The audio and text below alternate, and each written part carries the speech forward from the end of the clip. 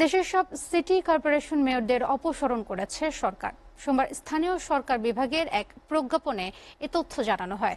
এসব সিটি কর্পোরেশনের প্রশাসক নিয়োগ করেছে সরকার।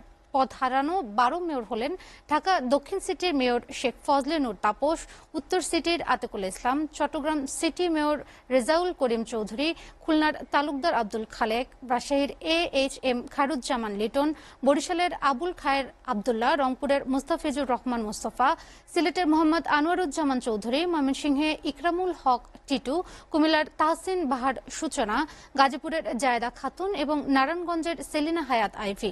এর আগে 60 জেলা পরিষদ চেয়ারম্যান, 493 উপজেলা চেয়ারম্যান এবং 323 পৌর চেয়ারম্যানকে অপসারণ করে তাদের স্থলে প্রশাসক নিয়োগ করা হয়।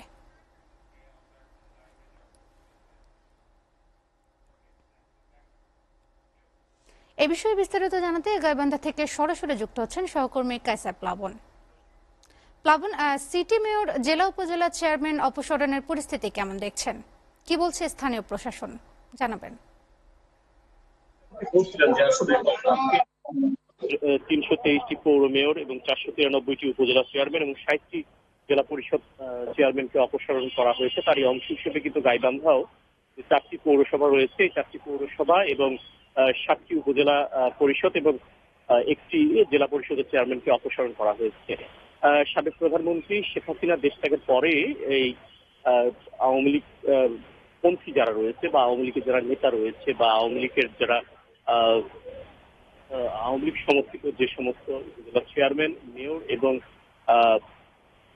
জেলা পরিষদের চেয়ারম্যান রয়েছে, তারা কিন্তু আসলে তাদের যে কার্যালয়গুলোতে রয়েছে সেই কার্যালয়গুলোতে কিন্তু তারা আসছে না এবং তাদের কিছু আসলে খুঁজে পাওয়া যাচ্ছে না।